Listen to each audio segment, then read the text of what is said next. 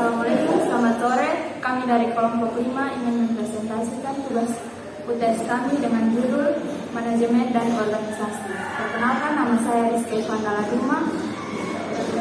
Perkenalkan, saya lagi di Bekasi. Perkenalkan, nama saya Yohanes Alfianus Dwi. Perkenalkan, nama saya Muhammad Rizky Hidayat. Baik, langsung saja kita mulai presentasi. Sini saya sebagai pemimpin pertama akan membacakan hasil diskusi kami mengenai manajemen. Pengertian manajemen. Ilmu manajemen ilmiah timbul pada sekitar awal abad ke-20 di benua Eropa Barat dan Amerika Serikat. Dalam mengartikan dan mendefinisikan manajemen ada berbagai ragam, ada yang mengartikan dengan ketata laksanaan, pengelolaan, tata pimpinan, dan lain sebagainya. Pengertian manajemen dapat dilihat dari 3 pengertian, yaitu 1. Manajemen sebagai suatu proses, melihat bagaimana cara orang untuk mencapai suatu tujuan yang telah ditetapkan terlebih dahulu.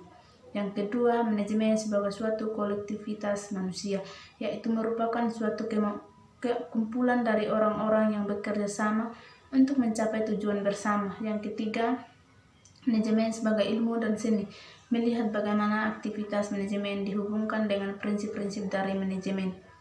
Dari definisi di atas dapat ditarik kesimpulan bahwa manajemen yaitu koordinasi semua sumber daya melalui proses perencanaan, pengorganisasian, penetapan tenaga kerja, pengarahan, dan pengawasan untuk mencapai tujuan yang telah ditetapkan terlebih dahulu. B. Peranan manajemen. Peranan manajemen yang harus diperankan para manajer yaitu 1. Peran interpersonal, yang kedua peran informasi, yang ketiga peran mengambil keputusan. C. Latar belakang sejarah manajemen. Perkembangan teori manajemen sampai pada saat ini telah berkembang sangat pesat. Terdapat 3 aliran pemikiran manajemen, yaitu 1. Aliran klasik, kedua aliran hubungan manusiawi, yang ketiga aliran manajemen modern. D. Fungsi dan proses manajemen. Pada awal ke-20, seorang industriawan Prancis yang bernama Henry Fayol mengusulkan bahwa semua manajer melaksanakan 5 fungsi manajemen, yaitu 1. Fungsi perencanaan atau planning, kedua fungsi pengorganisasian atau organizing, yang ketiga fungsi pengarahan, keempat fungsi pengawasan. Kegagalan atau kesuksesan suatu organisasi sangat tergantung dari kemampuan manajer untuk melaksanakan fungsi-fungsi tersebut dengan efektif dalam satu tujuan organisasi. Mungkin itu saja dari saya. Saya persilakan kepada pemimpin kedua untuk melanjutkan. Demikian, terima kasih.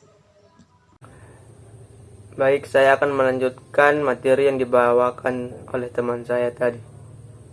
Ciri-ciri manajer profesional. Manajer yang profesional adalah manajer yang mampu untuk menciptakan atau membuat kedua belah pihak menjadi senang, bangga, serta bahagia. Kesenangan, kebahagiaan, dan kebanggaan haruslah diciptakan terhadap kedua belah pihak, baik pihak yang dilayani maupun pihak yang melayani. Pihak yang dilayani adalah para konsumen atau masyarakat yang menggunakan produk yang ditawarkan kepada mereka. Sedangkan pihak yang melayani adalah para pengusaha atau manajer yang bertugas untuk melayani kebutuhan masyarakat terhadap suatu produk yang ditawarkannya itu. Apabila kedua belah pihak tersebut dapat merasa senang, bahagia, serta bangga, maka disitulah letak profesionalisme dari seorang manajer dalam menjalankan tugasnya. Ketiga unsur tersebut merupakan ciri atau sifat utama dari seorang manajer yang profesional, yang apabila dapat menciptakan suasana sebagai berikut, yaitu senang, puas, bahagia, dan bangga. Sebaliknya, dengan manajer yang tidak profesional akan menciptakan suasana yang justru bertentangan dengan suasana yang di atas. Manajer yang tidak profesional akan menimbulkan suasana lain, yaitu suasana yang mengecewakan, menyedihkan, dan memalukan jika konsumen memakai produk dari yang ditawarkannya. F. Keterampilan manajer yang dibutuhkan. Yang pertama, keterampilan kemanusiaan atau human skills. Keterampilan kemanusiaan atau Keterampilan berkomunikasi ini diperlukan baik untuk tingkatan manajemen atas, menengah, maupun bawah. Hal ini disebabkan karena proses komunikasi ini sangat diperlukan pada setiap level manajerial. Yang kedua, keterampilan teknis atau technical skills. Keterampilan ini sangat diperlukan bagi manajer pada tingkat yang lebih rendah. Semakin rendah tingkatan manajerial seorang, maka akan semakin besar tuntunan bekal keterampilan teknis yang harus dikuasai olehnya. Selanjutnya, organisasi atau organization. A. Definisi organisasi. Organisasi merupakan proses penyusunan anggota dalam bentuk struktur organisasi untuk mencapai tujuan organisasi dengan sumber daya dan lingkungan yang melingkupinya, baik intern maupun ekstern. Dua aspek utama dalam organisasi yaitu departementasi dan pembagian kerja yang merupakan dasar proses pengorganisasian. James de Money mengatakan bahwa organisasi yaitu bentuk setiap perserikatan manusia untuk mencapai tujuan bersama. Sedangkan Chester I. Bernard Chestnut memberikan pengertian organisasi yaitu suatu sistem aktivitas kerjasama yang dilakukan oleh dua orang atau lebih. Organisasi merupakan proses untuk merancang struktur formal, mengelompokkan dan mengatur serta membagi tugas di antara para anggota untuk mencapai tujuan. Jadi, organisasi dapat didefinisikan yaitu yang pertama, organisasi dalam badan, yaitu kelompok orang yang bekerja sama untuk mencapai tujuan tertentu. Yang kedua, organisasi dalam arti bagan, yaitu gambaran skematis tentang hubungan kerjasama dari orang-orang yang terlibat dalam organisasi untuk mencapai tujuan bersama. Unsur-unsur dasar yang membentuk organisasi yaitu yang pertama, adanya tujuan bersama. Yang kedua, adanya kerjasama dua orang atau lebih. Yang ketiga, adanya pembagian tugas. Yang keempat, adanya kehendak untuk bekerja sama. Mungkin cuma itu yang dapat saya sampaikan, dan materi ini akan dilanjutkan oleh pemateri ketiga oleh teman saya. Sekian dari saya. Baik, saya akan melanjutkan materi dari teman saya yang sebelumnya. Bentuk-bentuk organisasi. Yang pertama ada organisasi garis, yang kedua ada organisasi garis dan staf, yang ketiga ada organisasi fungsional. Di sini saya akan menjelaskan satu-satu. Yang pertama organisasi garis terlebih dahulu. Organisasi garis merupakan bentuk organisasi tertua dan paling sederhana diciptakan oleh Harry Fayol. Ciri-ciri bentuk organisasi ini yaitu organisasi ini masih kecil, jumlah karyawannya masih sedikit, dan saling mengenal serta spesialisasi kerja belum tinggi. Nah, dalam organisasi ini ada kebaikan maupun keburukannya. Yang pertama ada kebaikan organisasi garis ini.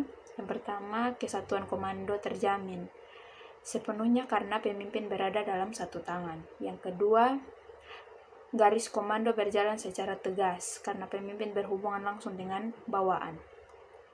Yang ketiga, proses pengambilan keputusan secara cepat. Yang keempat, karyawan yang memiliki kecakapan yang tinggi serta rendah dapat diketahui.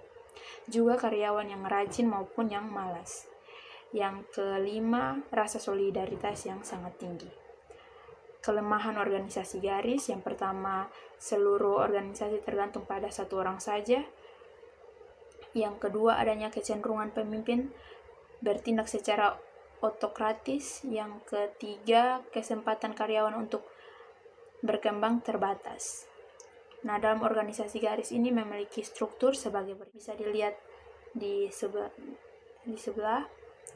Yang pertama direktur, yang kedua kepala bagian pegawai, yang ketiga ada kepala bagian produksi, yang keempat ada kepala bagian pemasaran, yang kelima ada kepala bagian keuangan.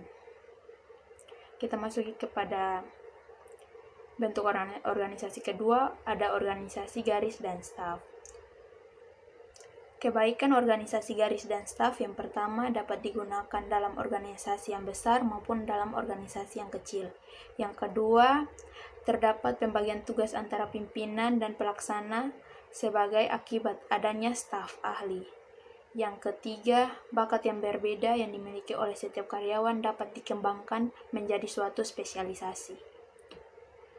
Yang keempat, prinsip penempatan orang yang tepat pada posisi yang tepat pula. Kelemahan organisasi garis dan staf. Yang pertama, rasa solidaritas yang berkurang karena karyawan menjadi tidak saling mengenal. Yang kedua, kesatuan komando yang berkurang. Yang ketiga, dinasti kurang baik karena tingkat staf dan dapat mengakibatkan adanya hambatan pelaksanaan tugas. Struktur organisasi garis dan staf bisa dilihat di sebelah, ada gambarnya. Yang pertama ada direktur, yang kedua ada research, yang ketiga ada hukum, yang keempat ada kepala bagian pegawai, yang kelima ada kepala bagian produksi, yang keenam ada kepala bagian pemasaran, yang ketujuh ada kepala bagian keuangan. Kita masuk kepada bentuk organisasi yang ketiga, ada organisasi fungsional. Organisasi yang disusun atas dasar fungsi yang harus dilaksanakan. Organisasi ini dipakai pada perusahaan yang pembagian tugasnya dapat dibedakan dengan jelas. Ada pula kebaikan dan keburukannya. Yang pertama, pembinaan tugas menjadi lebih jelas. Yang kedua, ada spesialisasi karyawan lebih efektif dijalankan dan dikembangkan. Yang ketiga, solidaritas kerja, semangat kerja karyawan sangat tinggi. Yang keempat, koordinasi berjalan lancar dan sangat tertib. Kelemahannya, yang pertama ada karyawan terlalu memperhatikan bidang spesialisasi sendiri. Yang kedua, koordinasi menyeluruh sukar dilaksanakan.